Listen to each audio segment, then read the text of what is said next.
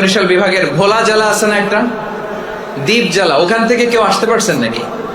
হ্যাঁ, আল্লাহু আকবার, আসছে তো, ওই যে হাত দেখা যাচ্ছে। সর্বনাশ, মাশাআল্লাহ, মাশাআল্লাহ। ঠিক আছে, আল্লাহ আমার ভাইদেরকে তুমি কবুল।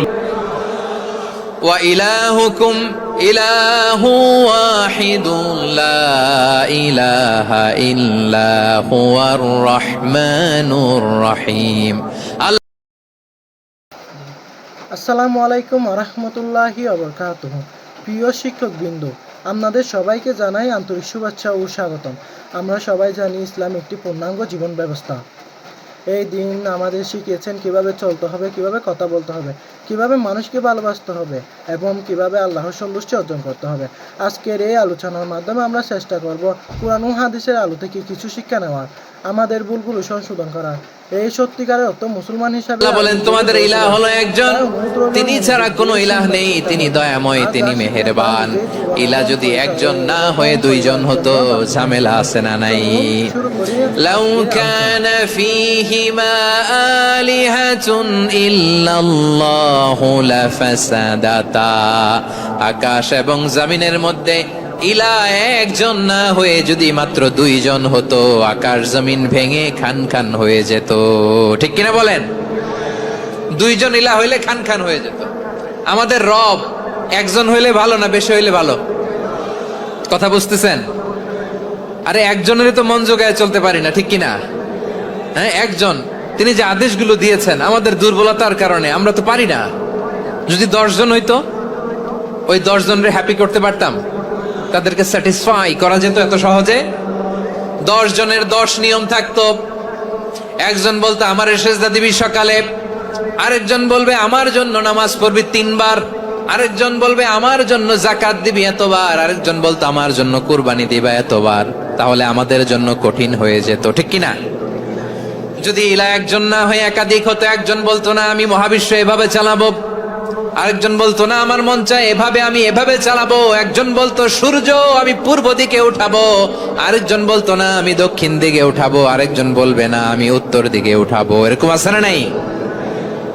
ঝামেলা লেগে যেত। এজন্য বেশি রব হইলে আমাদের জন্য ঝামেলা, খোদা বেশি হইলে আমাদের লস। একজন হওয়াতে আমরা বেঁচে গেছি। বারোয়াখালীবাসী আওয়াজ করে না, কথা বলে না। রব খোদা একজন হওয়াতে আমাদের সুবিধা হয়েছে না? এজন্য আল্লাহ বলেন লা ইলাহা ইল্লাহু, তিনি ছাড়া তোমাদের কোনো ইলাহ নাই, তিনি একজন। লা ইলাহা ইল্লাহু আলিমুল গায়বি ওয়াশ শাহাদা, তিনি প্রকাশ্যেরও মালিক অপ্রকাশ্যেরও মালিক। তিনি যেটা ওপেন এটাও জানেন, যেটা গোপন সিক্রেট ওইটাও জানেন। আলিমুল গায়বি ওয়াশ শাহাদা, তিনি গায়েবের মালিক, গায়েবের জ্ঞানী, যেটা দেখা যায় না, অদৃশ্য, জানা নাই, এটাও তিনি জানেন। এগুলো জানতে তার কোনো মাধ্যমের প্রয়োজন হয় না। অতীতে কি হয়েছে, বর্তমানে কি চলছে, ভবিষ্যতে কি হবে, সব তার জ্ঞানের ভেতরে আছে না নাই? এজন্য আল্লাহ বললেন আলিমুল গায়বি ওয়াশ শাহাদা, তিনি গায়েবের জ্ঞান রাখেন, তিনি দৃশ্য জগতের জ্ঞান রাখেন, তিনি প্রকাশ্য জগতের জ্ঞান রাখেন, তিনি গোপন জগতের জ্ঞান রাখেন। তার কাছে কোনো কিছু গোপন নাই, ঠিক কিনা বলেন? হুয়ার রহমানুর রহিম, তিনি হলেন দয়াময়, তিনি হলেন মেহেরবান। এই যে শুরু হলো 14 নামের প্রথম দুইটা, আর রহমান আর রহিম। হুয়ার রহমানুর রহিম, তিনি হলেন the most gracious, the most merciful, তিনি দয়াময়, তিনি অতিশয় মেহেরবান। সুবহানাল্লাহ বলেন। তার দয়ার কোনো শেষ নাই, তার মায়ার কোনো শেষ নাই। আল্লাহ, তাহলে 14টা নামের মধ্যে কয়টা পাইলাম? একটা কি? আর রহমান। বারোয়াখালীবাসী বুঝে থাকলে আওয়াজ করে বলেন, প্রথমটা কি? 2 নাম্বার আর রহিম। আওয়াজ করে বলেন 2 নাম্বার। আওয়াজ করে সবাই গলা ছেড়ে দিয়ে উত্তর দেন তো, প্রথম নামটা কি? দ্বিতীয় নামটা? আর রহিম। রহমান আল্লাহর one of the major names, আল্লাহর মৌলিক নামগুলোর মধ্যে গুরুত্বপূর্ণ একটা নাম হচ্ছে রহমান। গুরুত্বপূর্ণ নাম কি? রহমান, দয়ার সাগর, মায়ার সাগর। রহমানুন ফিদ দুনিয়া ওয়া রহিমুন ফিল আখিরা। এই দুনিয়ার জন্য আল্লাহ রহমান, দুনিয়াতে আল্লাহ সবাইরে দয়া করে, কাফিররেও করে, মুসলিমরেও করে। আর আখিরাতের জন্য তিনি রহিম। সেখানে কাফির মুশরিকদের জন্য আল্লাহর পক্ষ থেকে কোনো দয়া থাকবে না। চিল্লায় বলেন ঠিক কি না? এজন্য আল্লাহ বললেন আমার মৌলিক একটা নাম হলো রহমান। আল্লাহর পরে অন্য কোন নাম দিয়ে যদি তোমরা আমার নাম প্রকাশ করতে চাও, জপতে চাও, ডাকতে চাও, তোমরা রহমান নামে ডাকো। রব্বুল আলামিন ইরশাদ করেন কুলিদুল্লাহ আউইদুর রহমান আইয়াম্মা তাদউ ফালাহুল আসমাউল হুসনা। আমাকে আল্লাহ নামে ডাকো কিংবা আমি আল্লাহকে রহমান নামে ডাকো, যে নামেই ডাকো না কেন আমার আছে অনেকগুলো সুন্দর সুন্দর নাম। যে নামেই ডাকো আমি শুনি, ডাকলেই আমি সাড়া দেই। সকালে ডাকলেও সাড়া দেই, দুপুরে ডাকলেও সাড়া দেই, মাঝরাতেও যদি আমরা বিপদে পড়ি ডাকলে আমাদের ডাকে সাড়া দেয় কে? সবাই বলুন তো, সাড়া দেয় কে? আবার বিশ্বনবী যখন মক্কায় দাওয়াত দিচ্ছিলেন তিনি মাঝে মাঝে আল্লাহর নাম বলছিলেন, মাঝে মাঝে তিনি রহমান নাম বলছিলেন।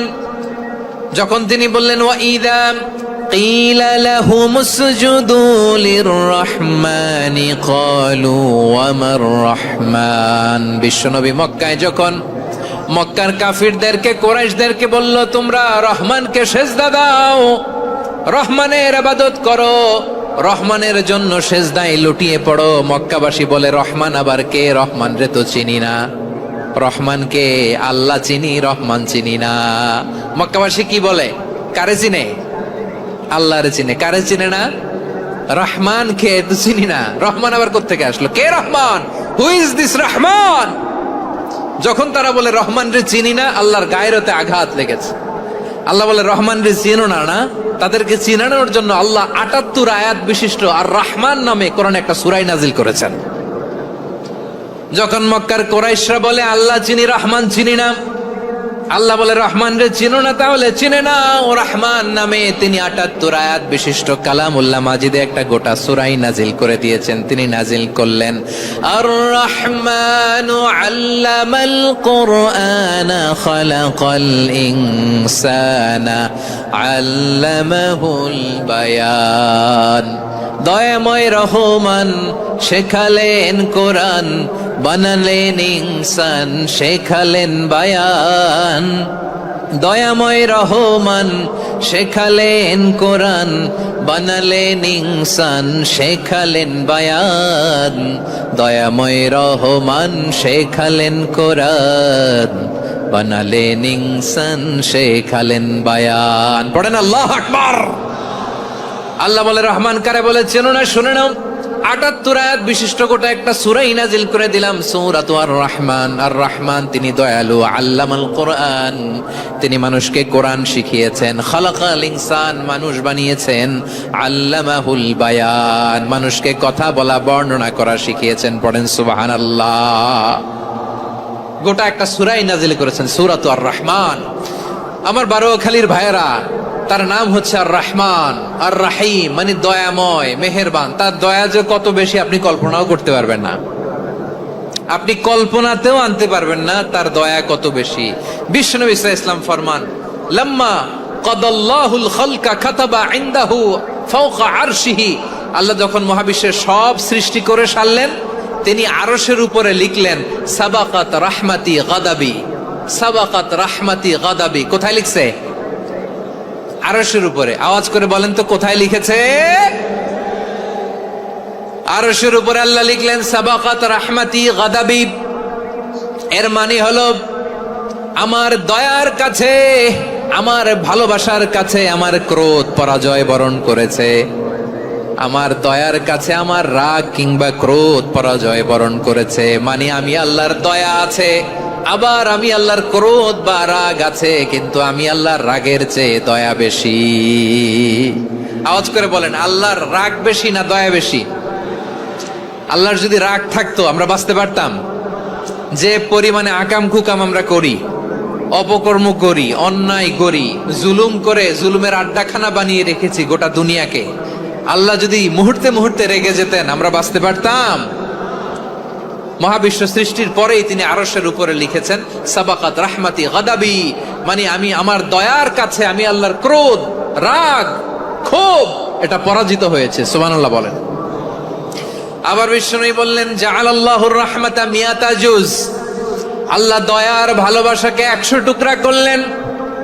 99 টুকরা দয়া মায়া ভালোবাসা আল্লাহ নিজের কাছে রেখে দিলেন, আর 1 টুকরা দয়া মায়া ভালোবাসা আল্লাহ গোটা বিশ্বের সবার মাঝে ঢেলে দিলেন। দয়া মায়া ভালোবাসা 100 টুকরা করে আল্লাহ নিজের কাছে রাখছেন কয় টুকরা? সবাই বলেন 99 টুকরা। আর গোটা বিশ্বের সবার মাঝে ভাগ করে দিয়েছেন কয় টুকরা? এবার এই 1 টুকরার নমুনা দেখেন তো পৃথিবীতে। স্বামী স্ত্রীর জন্য কত ভালোবাসা, বন্ধু বন্ধুর জন্য কত ভালোবাসা, গার্লফ্রেন্ড বয়ফ্রেন্ডের জন্য গলায় ফাঁস লাগায় আছে না নাই? এই এখন গলার আওয়াজ বাড়ছে ইয়াংদের। হুজুর এখন গার্লফ্রেন্ড বয়ফ্রেন্ডের ভিতরে ঢুকছে, এখন আমরা আছি হুজুর। জেগে উঠছে বারুয়াখালী। দেখেন এই তো কয়েকদিন আগেই তো, কত বছরের 12 না কত বছরের এক মেয়ে, কত বছর? 11। ওই দেখেন সব মুখস্থ দুষ্টগুলার, আর কিছু মুখস্থ না থাকলে এগুলো মুখস্থ। 11 বছরের, তারে কি বলবো, তরুণীও তো না, কিশোরী। এই কিশোরী ভালোবাসার টানে বাপ মা থুইয়া চলে গেছে কোথায়? দেখেন ভালোবাসারে আল্লাহ 100 টুকরা করেছেন, 99 টুকরা ভালোবাসা আল্লাহ নিজের জন্য রেখেছেন, 1 টুকরা আমাদের সবাইকে ভাগ করে দিয়েছেন। যত পাখি আছে পৃথিবীতে, যত মাছ আছে, যত প্রাণী আছে, যত মানুষ আছে, যত জিন আছে, আমরা সবাই মিলে পেয়েছি ভালোবাসার কয় টুকরা? আর আরশে আজিমের অধিপতি আল্লাহ, তিনি তার কাছে ভালোবাসা রেখে দিয়েছেন কয় টুকরা? তাহলে এবার আওয়াজ করে বলেন, আল্লাহর রাগ বেশি নাকি দয়া বেশি? আল্লাহ তুমি দয়ার সাগর রহমানুর রহিম, তোমার দয়ায় পূর্ণ আমার সারা নিশিদিন। সবাই পড়েন, আল্লাহ তুমি দয়ার সাগর রহমানুর রহিম, তোমার দয়ায় পূর্ণ আমার সারা নিশিদিন। আল্লাহু আকবার। আল্লাহ বলেন রাহমাতি ওয়াসিআত কুল্লা শাই, গোটা বিশ্বের সব জায়গা আমি আল্লাহর রহমত বিস্তৃত, এমন কোন জায়গা নাই যেখানে আমি আল্লাহর রহমত নাই। ঠিক কিনা বলেন? এমন কোন জায়গা নাই আমি আল্লাহর রহমত নাই। আমি আল্লাহর রহমত ছাড়া গাছের একটা পাতা নড়ে না, আমি আল্লাহর দয়ার রহমত ছাড়া গাছের একটা পাতা পড়ে না, আমি আল্লাহর দয়ার রহমত ছাড়া আকাশ থেকে 1 ফোঁটা বৃষ্টি ঝরে না। তিনি হলেন রহমান, তিনি হলেন রাহিম। ঠিক কিনা বলে? আল্লাহরে চিনতেছেন? আলোচনার বিষয় কি? আসুন আমাদের রবকে চিনি। তিনি হলেন আর রহমান, তিনি হলেন আর রাহিম। তার দয়ার কোনো শেষ নাই, তার মায়ার কোনো শেষ নাই। বনি ইসরাইলের এক লোক 500 বছর আল্লাহর ইবাদত করেছে। কয় বছর? কোথায় জানেন? সাগরের মাঝখানে এক পাহাড়, ওই পাহাড়ের উপরে বসে 500 বছর টানা আল্লাহর ইবাদত। দিনে আর রাতে একবার করে নিচে নামতেন। সেখানে আল্লাহ তাআলা পাথরের ভেতর থেকে তার জন্য মিঠা পানির ব্যবস্থা করে দিয়েছেন, আর একটা ডালিম গাছের ব্যবস্থা করে দিয়েছেন। সকালে নামলে একটা টসটসে ডালিম, রাতে নামলে টসটসে ডালিম। এগুলো খেয়ে খেয়ে 500 বছর সে আল্লাহর ইবাদত করেছে। আর সে আল্লাহর কাছে বলেছে, আল্লাহ আমি যখন মারা যাব সেজদারত অবস্থায় যেন মারা যাই। ঠিকই আল্লাহ সেজদারত অবস্থায় সাইয়েদনা আজরাইলকে পাঠিয়ে দিলেন। সেজদারত অবস্থায় লোকটা মারা গেল। 500 বছর ইবাদতের পরে আল্লাহর দরবারে কিয়ামতের কঠিন ময়দানে যখন লোকটা হাজির হয়ে যাবে, আল্লাহ বলবেন, আদখিলু আবদি আল জান্নাতা বিরহমাতি, আমার বান্দাকে আমার দয়া, আমার ভালোবাসা দিয়ে জান্নাতে ঢুকায়া দাও। 500 বছর ইবাদত করছে তো আমার দয়ায় আমার বান্দারে জান্নাত দাও। এই বান্দা বলে, বালবি আমালি, আল্লাহ তোমার দয়া লাগবে কেন? আমি আমার আমল দিয়ে জান্নাতে যেতে চাই। কি দিয়ে? কথা বুঝে নাই বোধহয়। আল্লাহর এই বান্দা কি দিয়ে জান্নাতে ঢুকতে চায়? আমল দিয়ে। আল্লাহ বলছে, আমার দয়ায় আমার বান্দারে জান্নাতে নিয়ে যাও ফেরেশতারা। এ বলে, আল্লাহ তোমার দয়া লাগবে কেন? সেজদা তো কম দেই নাই, জিকির করতে করতে 500 বছর শেষ করে দিলাম, আবার তোমার দয়া লাগবে? আমি তো আবার আমলেই জান্নাতে যেতে পারি। আল্লাহ বলবেন, তাই ঠিক আছে, আমি চাইলাম দয়া দিয়ে জান্নাত দিব, তুমি চাইলে আমল দিয়ে ঢুকবা। ঠিক আছে, তোমার আমল আর আমার যে দয়া, দুইটার একটু মাপ দেই। তোমার 500 বছরের ইবাদত এক পাল্লায় রাখো, আর আল্লাহ বললেন, আমি যে দয়া করে এই দুনিয়ার নাজ নেয়ামত বিউটি সৌন্দর্য দেখার জন্য তোমার দুটা চোখ দিয়েছিলাম, দুটা নয় একটা চোখ আরেক পাল্লায় রাখা হবে। দেখা যাবে ওই 500 বছরের ইবাদত হালকা হয়েছে আর মুহূর্তের মধ্যে আল্লাহর দেয়া একটা চোখের নেয়ামত ভারী হয়ে গিয়েছে। আল্লাহ বলবেন, তোমার কথা মতো মাপ দেয়া হলো, এবার ফলাফল দেখো, হিসাব বলে তুমি এখন জাহান্নামে যাবা। Go to the hell fire, যাও এবার জাহান্নামে যাও। মাপ চোখে যখন আসছো আমার সাথে হিসাব ক্যালকুলেশন, যাও তুমি এবার জাহান্নামে যাবা।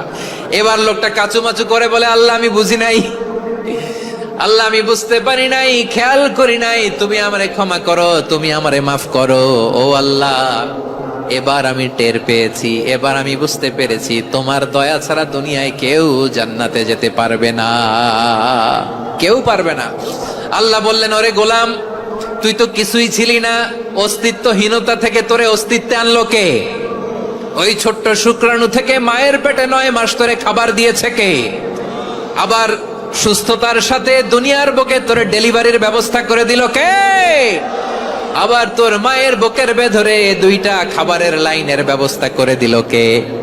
আবার তোকে শৈশব পেরিয়ে কৈশোর পেরিয়ে তারুণ্য, তারপরে যৌবন, এগুলো দান করলো কে?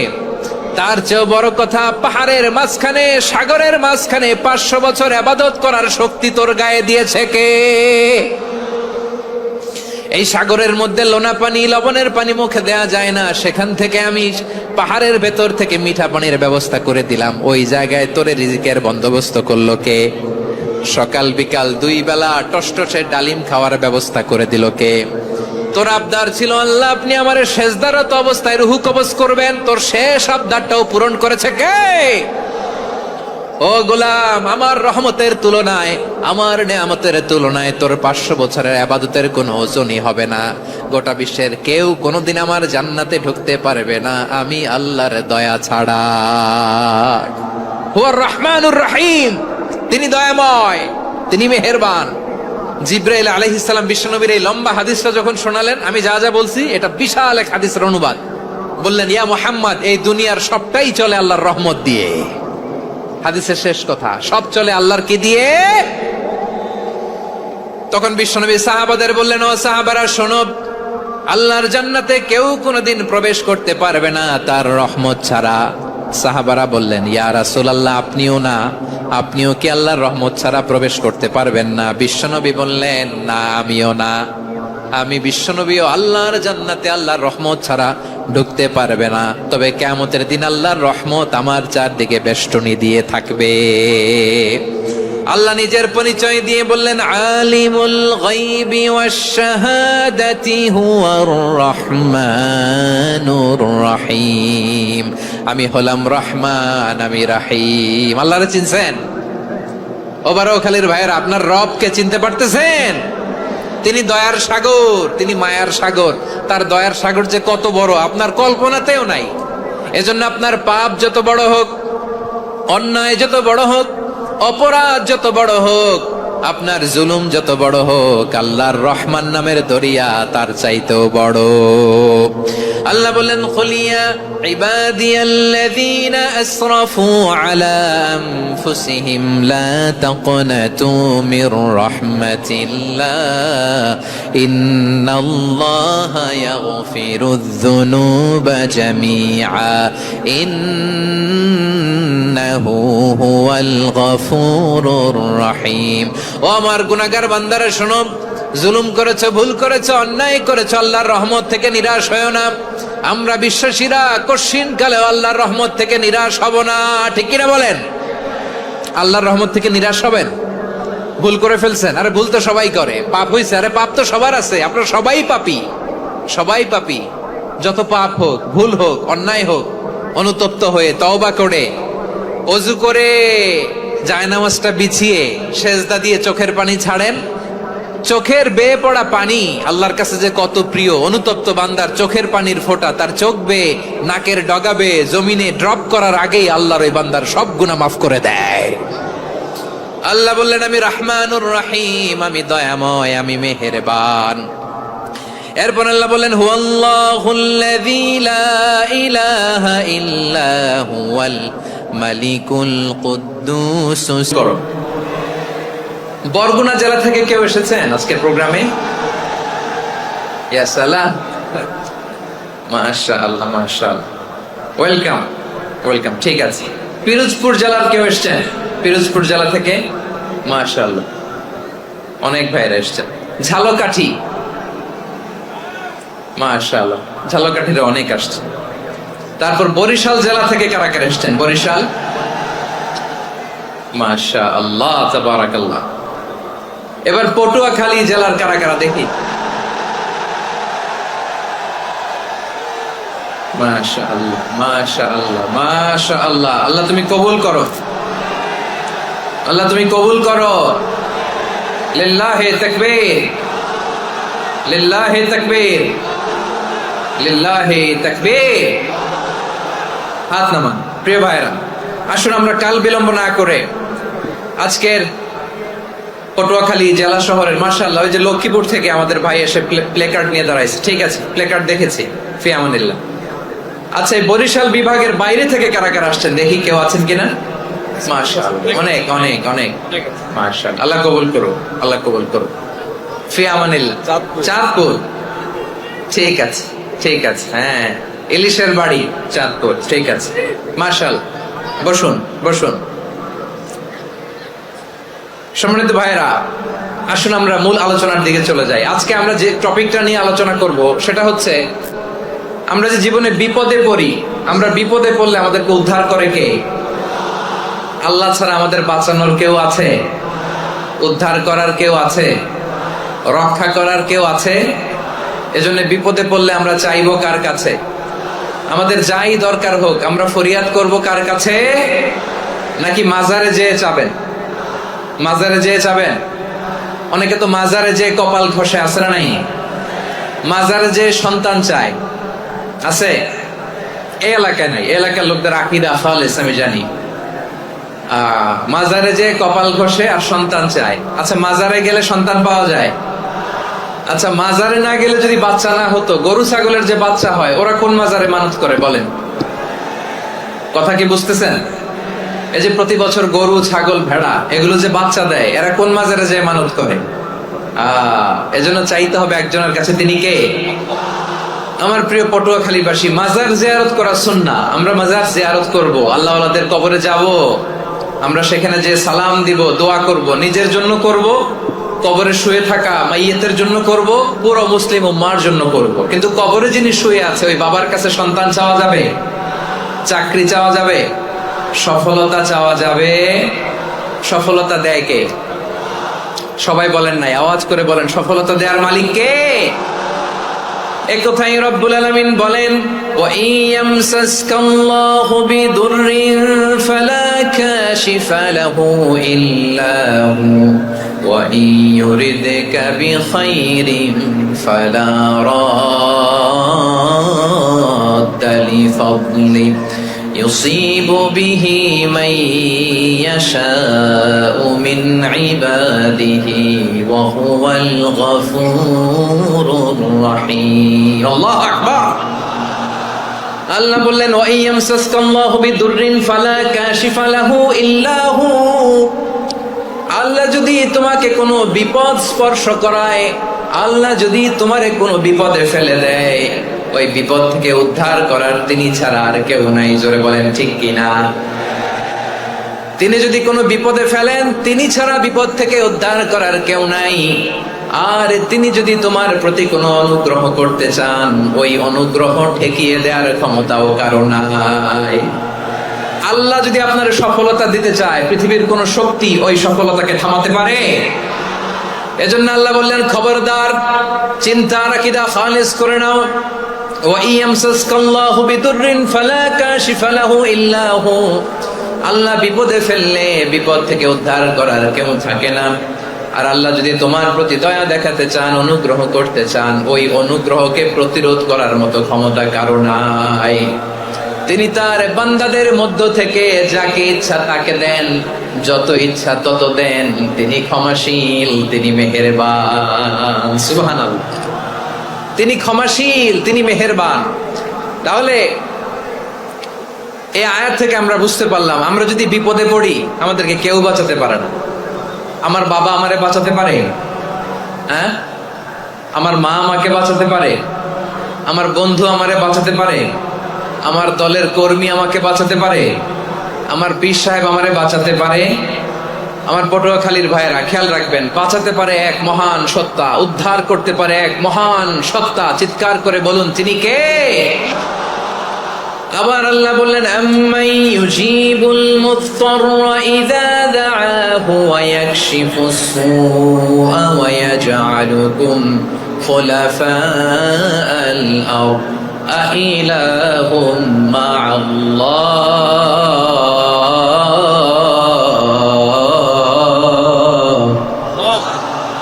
ক্বালিলাম মা তাযাক্কারুন। রব্বুল আলামিন বলেন, বিপদে পড়ে কাতর কণ্ঠে চিন্তাগ্রস্ত হয়ে যখন কেউ ফরিয়াদি হয়ে আল্লাহর ডাকে হাত তোলে, তখন এই ব্যক্তির ডাকে সাড়া দেয় কে?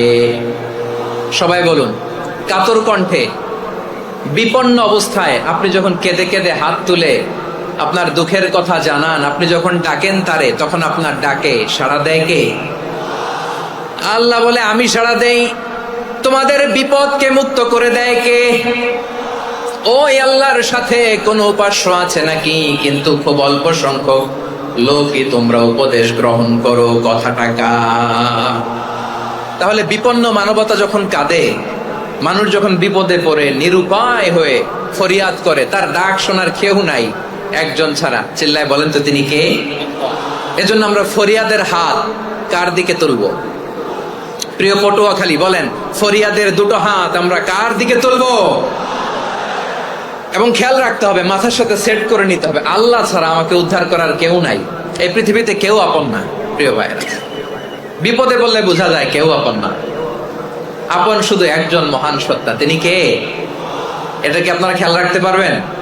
হ্যাঁ, বিপদে আপদে কেউ আমাদের বাঁচাতে পারে না, তরাতে পারে না, মুক্তি দিতে পারে না, উদ্ধার করতে পারে না, একমাত্র আমার প্রভু ছাড়া, আল্লাহ ছাড়া। চিল্লায় বলেন ঠিক কিনা?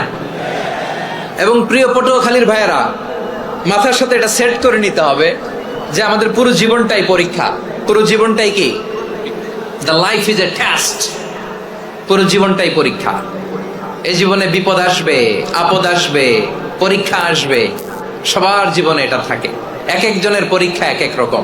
আমার পরীক্ষা একরকম, মাসুদ ভাইয়ের পরীক্ষা একরকম, চৌধুরী সাহেবের পরীক্ষা একরকম, আপনার পরীক্ষা একরকম, ওনার পরীক্ষা আবার আরেক রকম। পুরো পৃথিবীটাই পরীক্ষা ক্ষেত্র, সবাই পরীক্ষা দিচ্ছি, কিন্তু কারো পরীক্ষার প্রশ্নের সাথে কারোটার মিল নাই। সুবহানাল্লাহ পড়বেন না? পুরোটাই পরীক্ষা ক্ষেত্র, সবাই পরীক্ষার্থী, কিন্তু প্রশ্নপত্র একটার সাথে আরেকটা মিলে না। One doesn't match the other. একজনেরটার সাথে আরেকজনেরটা মিলে না। কাউকে আল্লাহ তাআলা ধনী বানিয়ে পরীক্ষা করেন। কি বানিয়ে? কথা কি বুঝতেছেন নাকি কষ্ট হচ্ছে? কষ্ট হচ্ছে আপনাদের? কাউকে আল্লাহ ধনী বানিয়ে পরীক্ষা করেন, আবার কাউকে আল্লাহ তাআলা গরিব বানিয়ে পরীক্ষা করেন, কাউকে আল্লাহ অসুস্থ বানিয়ে পরীক্ষা করেন। কেউ দেখবেন যে দুরারোগ্য ব্যাধিতে আক্রান্ত, ডাক্তার বলেছে আর সময় নাই, দুরারোগ্য ব্যাধি, ক্যান্সার, যার নেই কোনো অ্যান্সার, তার জন্য পরীক্ষা হচ্ছে এই রোগ। আরেক লোক দেখবেন তার আবার রোগ বালাই নাই, মাশাআল্লাহ, তাকে আল্লাহ তাআলা আর্থিক দৈন্যতা, দারিদ্রতা দিয়ে পরীক্ষা করছেন। এরকম আছে না নাই? টাকা পয়সা নাই, দিন আনে দিন খায়, যা আছে তাতে চলে না, এটা তার জন্য পরীক্ষা। আবার আরেক শ্রেণীর লোক দেখবেন তাকে আল্লাহ অসুস্থতাও দেয় নাই, দারিদ্রতাও দেয় নাই, তার দাম্পত্য জীবনের সমস্যা আছে না নাই? স্ত্রী কথা শোনে না, অথবা ছেলে মেয়ে কথা শোনে না। তাহলে পরীক্ষা সবার জীবনে আছে, এক একজনের পরীক্ষাটা এক এক রকম। আল্লাহ তাআলা দেখতে চায় যে এই পরীক্ষার সময় আমরা কিরকম রেসপন্স করি। How to deal with the test, কিভাবে এই বিপদ আপদ পরীক্ষাগুলোকে আমরা হ্যান্ডেল করব, ডিল করব, এটা হচ্ছে আজকের আলোচনার বিষয়। বুঝতে পেরেছেন সবাই আমার প্রিয় ভাইয়েরা? তাহলে পরীক্ষাময় আমাদের জীবন, বিপদ আপদ পরীক্ষা, এটা মানুষের পিছু ছাড়ে না। সবার জীবনে পরীক্ষা আছে, নবীদের জীবনেও পরীক্ষা ছিল। সাহাবারা জিজ্ঞেস করেছেন, ইয়া রাসূলুল্লাহ, আইয়ুন নাসি আশাদ্দু বালাআন ফিদ দুনিয়া, এই দুনিয়ার বুকে কাদের পরীক্ষা সবচেয়ে বেশি? বিশ্বনবী বলেছেন, আল আম্বিয়া, এই পৃথিবীতে সবচেয়ে বেশি পরীক্ষা আল্লাহ তাআলা নিয়ে থাকেন নবীদের। কাদের? নবীদের।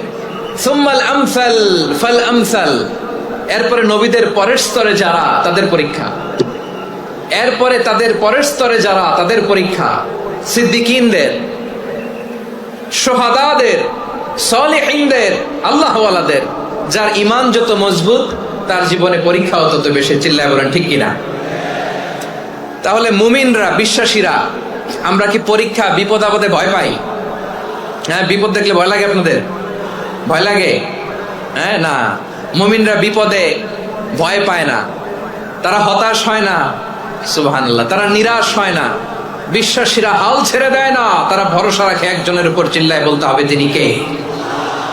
কারণ মুমিন জানে the grief isn't permanent, the test isn't permanent, the struggle in our life isn't permanent. আমাদের জীবনের দুঃখ, কষ্ট, স্ট্রাগল এগুলো পার্মানেন্ট নয়।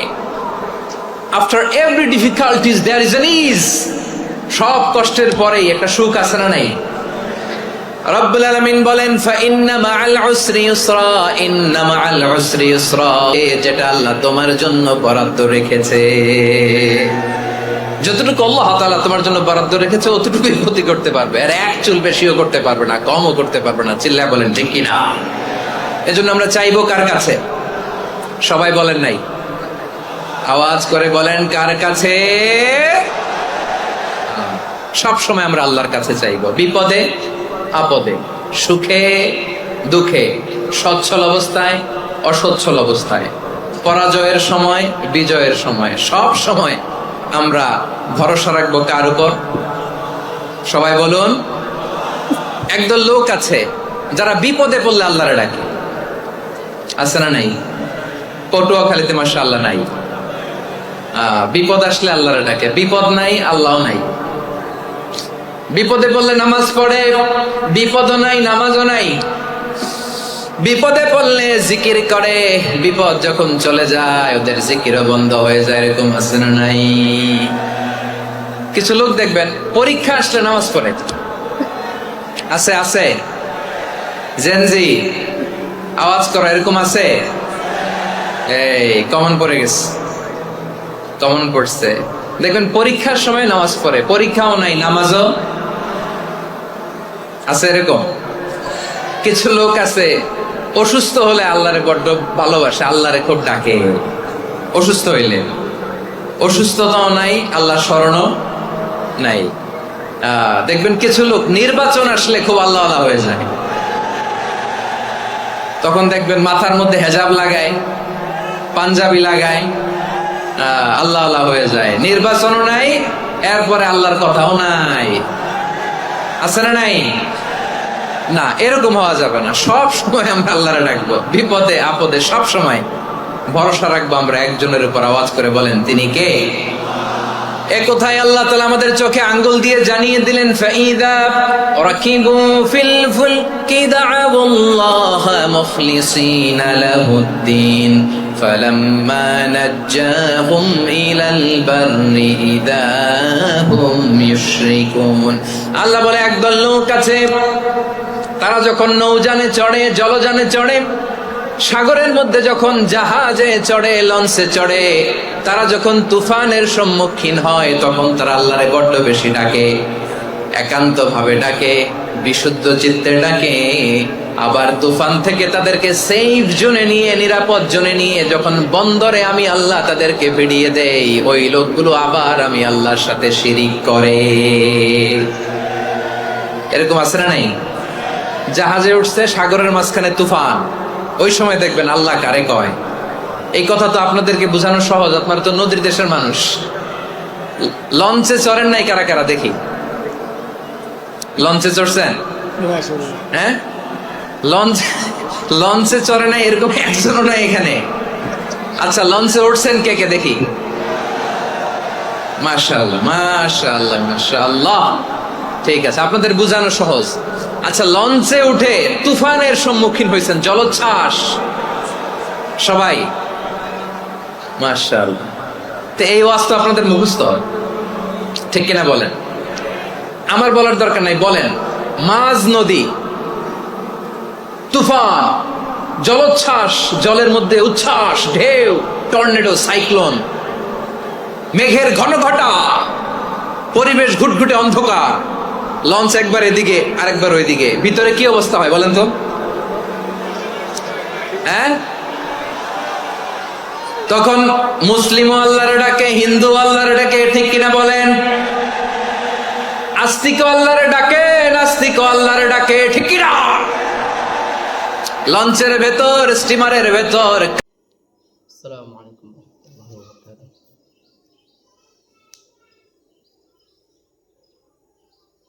أعوذ بالله من الشيطان الرجيم. بسم الله الرحمن الرحيم. الحمد لله رب العالمين الرحمن الرحيم مالك يوم الدين. إياك نعبد وإياك نستعين. اهدنا الصراط المستقيم صراط الذين أنعمت عليهم غير المغضوب عليهم ولا الضالين. بسم الله الرحمن الرحيم. ألف لام ميم. ذلك الكتاب لا ريب فيه هدى للمتقين الذين يؤمنون بالغيب ويقيمون الصلاة ومما رزقناهم ينفقون والذين يؤمنون بما أنزل إليك وما أنزل من قبلك وبالآخرة هم يوقنون أولئك على هدى من ربهم وأولئك هم المفلحون. إن الذين كفروا سواء عليهم أنذرتهم أم لم تنذرهم لا يؤمنون. ختم الله على قلوبهم وعلى سمعهم وعلى أبصارهم غشاوة ولهم عذاب عظيم. ومن الناس من يقول آمنا بالله وباليوم الآخر وما هم بمؤمنين يخادعون الله والذين آمنوا وما يخدعون إلا أنفسهم وما يشعرون. في قلوبهم مرض فزادهم الله مرضا ولهم عذاب أليم بما كانوا يكذبون. وإذا قيل لهم لا تفسدوا في الأرض قالوا إنما نحن مصلحون ألا إنهم هم المفسدون ولكن لا يشعرون. وإذا قيل لهم آمنوا كما آمن الناس قالوا ونؤمن كما آمن السفهاء ألا إنهم هم السفهاء ولكن لا يعلمون. وإذا لقوا الذين آمنوا قالوا آمنا وإذا خلوا إلى شياطينهم قالوا إنا معكم إنما نحن مستهزئون. الله يستهزئ بهم ويمدهم في طغيانهم يعمهون. أولئك الذين اشتروا الضلالة بالهدى فما ربحت تجارتهم وما كانوا مهتدين. مثلهم كمثل الذي استوقد نارا فلما أضاءت ما حوله ذهب الله بنورهم وتركهم في ظلمات لا يبصرون. ثم بكم عمي فهم لا يرجعون. أو كصيب من السماء فيه ظلمات ورعد وبرق يجعلون أصابعهم في آذانهم من الصواعق حذر الموت والله محيط بالكافرين. يكاد البرق يخطف أبصارهم كلما أضاء لهم مشوا فيه وإذا أظلم عليهم قاموا ولو شاء الله لذهب بسمعهم وبصارهم إن الله على كل شيء قدير. يا أيها الناس اعبدوا ربكم الذي خلقكم والذين من قبلكم لعلكم تتقون الذي جعل لكم الأرض فراشا والسماء بناء وأنزل من السماء ماء أخرج به من الثمرات رزقا لكم فلا تجعلوا لله أندادا وأنتم تعلمون وإن كنتم في ريب مما نزلنا على عبدنا فأتوا بسورة من مثله وادعوا شهداءكم من دون الله إن كنتم صادقين فإن لم تفعلوا ولن تفعلوا فاتقوا النار التي وقودها الناس والحجارة أعدت للكافرين وبشر الذين آمنوا وعملوا الصالحات أن لهم جنات تجري من تحتها الأنهار كلما رزقوا منها من ثمرة رزقا قالوا هذا الذي رزقنا من قبل وأوتوا به متشابها ولهم فيها أزواج مطهرة وهم فيها خالدون إن الله لا يستحي أن يضرب مثلا ما بعوضة فما فوقها فأما الذين آمنوا فيعلمون أنه الحق من ربهم وأما الذين كفروا فيقولون ماذا أراد الله بهذا مثلا يضل به كثيرا ويهدي به كثيرا يضل به كثيرا ويهدي به كثيرا وما يضل به إلا الفاسقين الذين ينقضون عهد الله من بعد ميثاقه ويقطعون ما أمر الله به أن يوصل ويفسدون في الأرض أولئك هم الخاسرون كيف تكفرون بالله وكنتم أمواتا فأحياكم ثم يميتكم ثم يحييكم ثم إليه ترجعون هو الذي خلق لكم ما في الأرض جميعا ثم استوى إلى السماء فسواهن 7 سماوات وهو بكل شيء عليم وإذ قال ربك للملائكة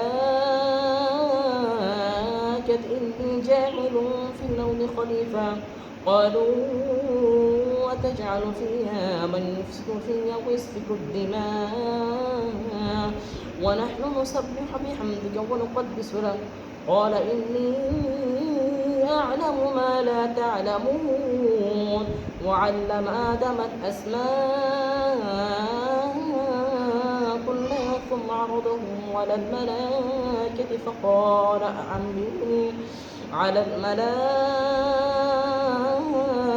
فقال أنبئوني بأسماء هؤلاء إن كنتم صادقين قالوا سبحانك لا علم لنا إلا ما علمتنا إنك أنت العليم الحكيم قال يا آدم أنبئهم بأسمائهم فلما أنباهم بأسمائهم قال ألم أقل لكم إني أعلم غيب السماوات والأرض وأعلم ما تبدون وما تكتمون وإذ قلنا للملائكة اسجدوا لآدم فسجدوا إلا إبليس أبى واستكبر وكان من الكافرين وقلنا يا آدم اسكن أنت وزوجك الجنة وكلا منها رغدا حيث شئتما ولا تقربا هذه الشجرة فتكونا من الظالمين فأزلهما الشيطان عنها فأخرجهما مما كان فيه وقلنا اهبطوا بعضكم لبعض عدو ولكم في الأرض مستقر ومتاع إلى حين فتلقى آدم من ربه كلمات فتاب عليه إنه هو التواب الرحيم قلنا اهبطوا منها جميعا فإما يأتينكم مني هدى فمن تبع هدايا فلا خوف عليهم ولا هم يحزنون والذين كفروا وكذبوا بآياتنا أولئك أصحاب النار هم فيها خالدون يا بني إسرائيل اذكروا نعمتي نعمتي التي أنعمت عليكم وأوفوا بعهدي أوفي بعهدكم وإياي فارهبون وآمنوا بما أنزلت مصدقا لما معكم ولا تكونوا أول كافر به ولا تشتروا بآياتي ثمنا قليلا وإياي فاتقون ولا تلبسوا الحق بالباطل وتكتمون الحق وأنتم تعلمون وأقيموا الصلاة وآتوا الزكاة واركعوا مع الراكعين أتأمرون الناس بالبر وتنسون أنفسكم وأنتم تتلون الكتاب أفلا تعقلون واستعينوا بالصبر والصلاة وإنها لكبيرة إلا على الخاشعين الذين يظنون أنهم ملاقو ربهم وأنهم إليه راجعون يا بني إسرائيل اذكروا نعمتي التي أنعمت عليكم وأني فضلتكم على العالمين واتقوا يوما لا تجزي نفس عن نفس شيئا ولا يقبل منها شفاعة ولا يؤخذ منها عدل ولا هم ينصرون وإذ نجيناكم من آل فرعون يسومونكم سوء العذاب يذبحون أبناءكم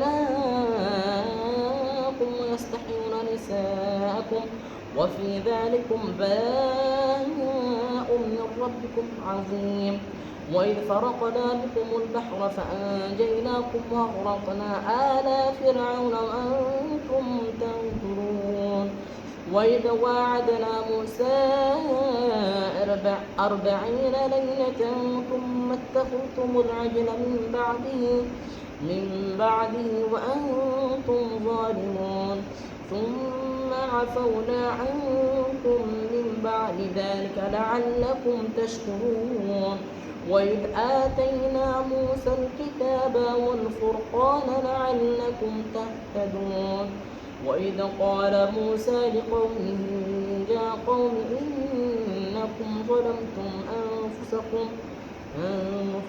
باتخاذكم العجل فتوبوا إلى بارئكم فاقتلوا أنفسكم ذلكم خير لكم عند بارئكم فتاب عليكم إنه هو التواب الرحيم وإذ قلتم يا موسى لن نؤمن لك حتى نرى الله جهرة فأخذتكم الصاعقة وأنتم تنظرون ثم بعثناكم من بعد موتكم لعلكم تشكرون وظللنا عليكم الغمام وأنزلنا عليكم المن والسلوى كلوا من طيبات ما رزقناكم وما ظلمونا ولكن كانوا أنفسهم يظلمون وإذ قلنا ادخلوا هذه القرية فكلوا منها حيث شئتم رغدا وادخلوا الباب سجدا وقولوا حطة نغفر لكم خطاياكم وسنزيد المحسنين فبدل الذين ظلموا قولا غير الذي قيل لهم فأنزلنا على الذين ظلموا رجزا من السماء بما كانوا يفسقون وإذ استسقى موسى لقومه فقلنا اضرب بعصاك الحجر فانفجرت منه 12 عينا قد علم كل أناس مشربهم كلوا واشربوا من رزق الله ولا تعثوا في الأرض مفسدين وإذ قلتم يا موسى لن نصبر على طعام واحد فادع لنا ربك ربك يخرج لنا مما تنبت الأرض من بقلها وقثائها وفومها وعدسها وبصلها قال أتستبدلون الذي هو أدنى بالذي هو خير اهبطوا مصرا فإن لكم ما سألتم وضربت عليهم الذلة والمسكنة وباءوا بغضب من الله ذلك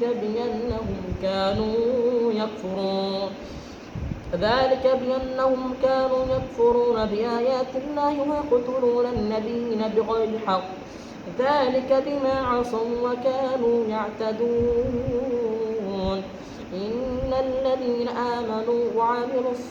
إن الذين آمنوا والذين هادوا والنصارى والصابئين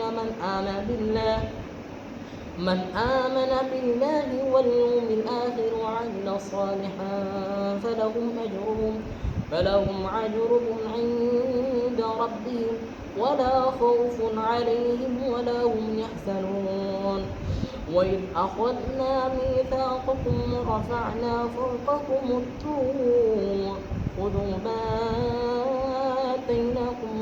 آتيناكم بحكمة واذكروا ما فيه لعلكم تتقون ثم توليتم من بعد ذلك فلولا فضل الله عليكم ورحمته لكنتم من الخاسرين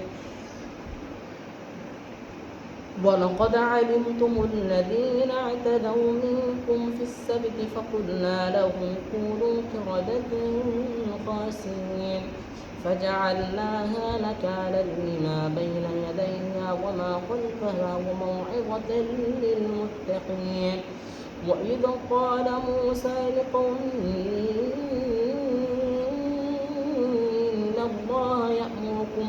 إن الله يأمركم أن تذبحوا بقرة قالوا أتتخذنا هزوا قال أعوذ بالله أن أكون من الجاهلين قالوا ادع لنا ربك يبين لنا ما هي قال إنه يقول إنها بقرة لا فارض ولا بكر عوان بين ذلك فافعلوا ما تؤمرون قالوا ادع لنا ربك يبين لنا ما لونها قال إنه يقول إنها بقرة صفراء فاقع لونها تسر الناظرين قالوا ادع لنا ربك يبين لنا ما هي إن البقرة تشابه علينا وإنا إن شاء الله لمهتدون قال إنه يقول إنها بقرة لا ذلول تثير الأرض ولا تسقي الحرث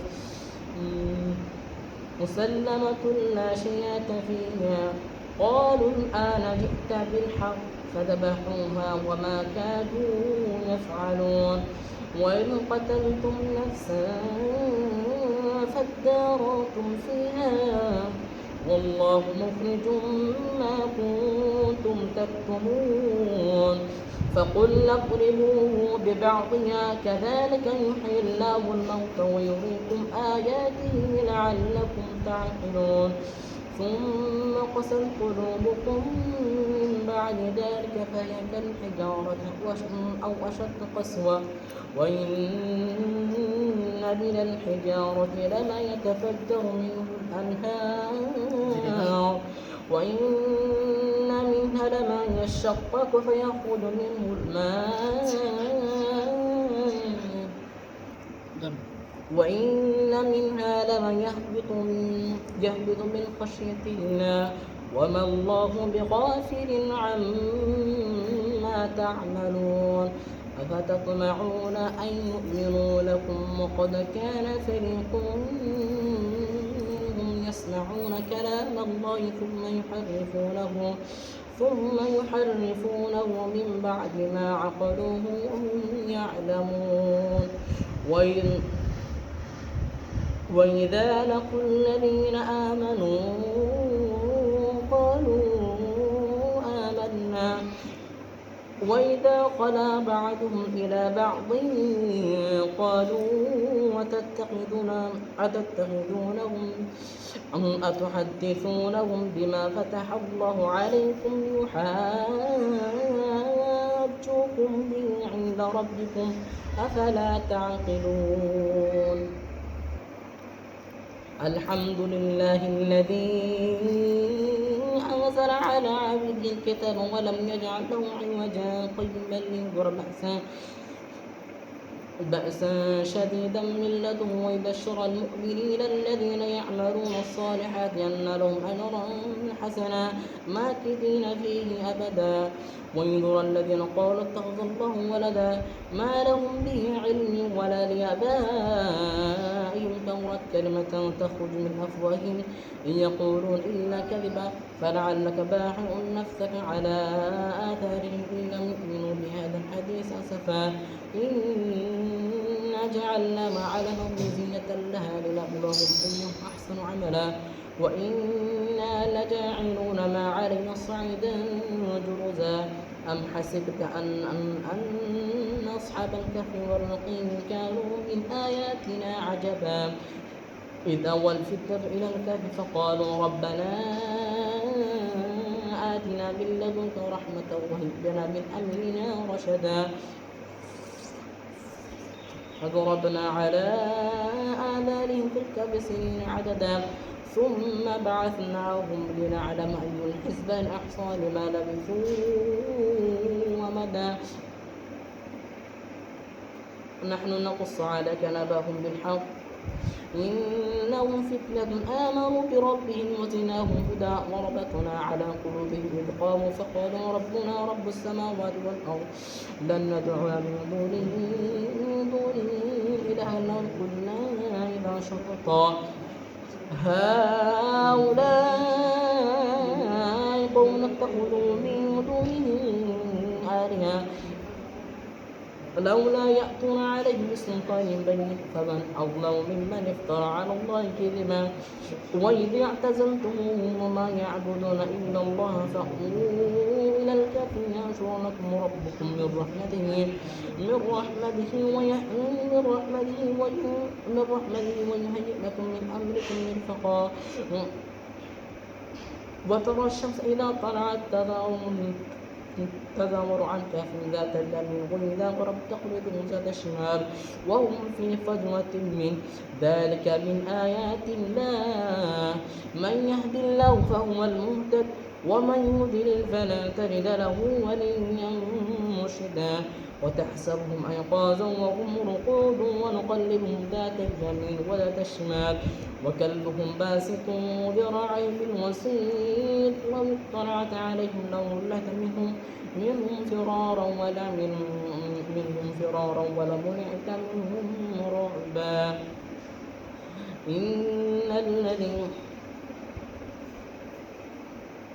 وكذلك بعثناهم ليتساءلوا بينهم قال قائل منهم كم لبثتم قالوا لبثنا يوما أو بعض يوم قالوا ربكم أعلم بما لبثتم فبعثوا أحدكم بورقكم هذه إلى المدينة فلينظر أيها أزكى طعاما فليأتكم برزق منه وليتلطف ولا يشعرن بكم أحدا إنهم إن يظهروا عليكم يرجموكم أو يعيدوكم في ملتهم ولن تفلحوا إذا أبدا وكذلك أعثرنا عليهم ليعلموا أن وعد الله حق وأن الساعة لا ريب فيها إذ يتنازعون بينهم أمرهم فقالوا ابنوا عليهم بنيانا ربهم أعلم بهم قال الذين غلبوا على ربهم على أمرهم لنتخذن عليهم مسجدا سيقولون ثلاثة رابعهم كلبهم كلبهم ويقولون خمسة سادسهم كلبهم رجما بالغيب ويقولون سبعة وثامنهم كلبهم قل ربي أعلم بعدتهم ما يعلمهم إلا قليل فلا تمار فيهم إلا مراء ظاهرا ولا تستفتي فيهم منهم أحدا ولا تقولن لشيء فاعل ذلك غدا إلا أن يشاء الله واذكر ربك إذا نسيت وقل عسى أن يهديني ربي لأقرب من هذا رشدا ولبثوا في كهفهم 300 سنين وازدادوا تسعا قل الله أعلم بما لبثوا له غيب السماوات والأرض أبصر به واسمع ما لهم من دونه من ولي ولا يشرك في حكمه أحدا واتل ما أوحي إليك من كتاب ربك لا مبدل لكلماته ولا تجد من دونه ملتحدا واصبر نفسك مع الذين يدعون ربهم بالغداة والعشي يريدون وجهه ولا تعد عينك عنهم تريد زينة الحياة الدنيا ولا تطع من أغفلنا قلبه عن ذكرنا واتبع هواه وكان فرطا وقل الحق من ربكم فمن شاء فليؤمن ومن شاء فليكفر إنا أعتدنا للظالمين نارا أحاط بهم سرعها وإن يستغيثوا يغاثوا بماء كالمهل يشوي الوجوه بئس الشراب وساءت مرتفقا وإن الذين آمنوا وعملوا الصالحات إنا لا نضيع أجر من أحسن عملا أولئك لهم جنات عدن تجري من تحتها الأنهار يحلون فيها من أساور من ذهب ويلبسون ثيابا خضرا من سندس واستبرق متكئين فيها على الأرائك نعم الثواب وحسنت مرتفقا وضرب لهم مثلا رجلين جعلنا لأحدهما جنتين من أعناب وحفظناهما بنخل وجعلنا بينهما زرعا كلتا الجنتين آتت أكلها ولم تظلم منه شيئا وفجرنا خلالهما نهرا وكان له ثمر فقال لصاحبه وهو يحاوره أنا أكثر منك مالا وأعد نفرا ودخل جنته وهو ظالم لنفسه قال ما أظن أن تبيد هذه أبدا وما أظن الساعة قائمة ولئن رددت إلى ربي لأجدن خيرا منها منقلبا قال له صاحبه وهو يحاوره أكفرت بالذي خلق من تراب ثم من نطفة ثم سواك رجلا لكن هو الله ربي ولا أشرك بربي أحدا ولولا دخلت جنة قلت ما شاء الله لا قوة إلا بالله إن ترى أنا أقل منك مالا وولدا فعسى ربي أن يؤتيني خيرا من جنتك ويرسل علي حسبانا من السماء فتصبح صعيدا زلقا أو يصبح ماؤها غورا فلن تستطيع له طلبا وأحيط بثمره فأصبح يقلب كفيه على ما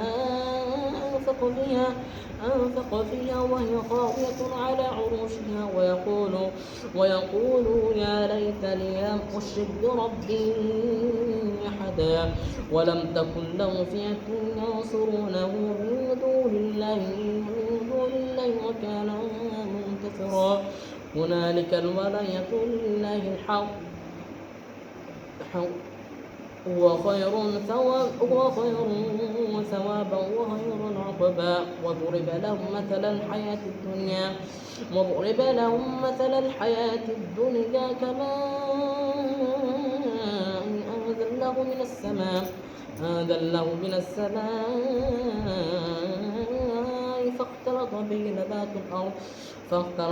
نبات الأرض فأصبح حشيما تذروه الرياح وكان الله على كل شيء مقتدرا المال والبنون زينة الحياة الدنيا والباقية الصالحات خير عند ربك ثوابا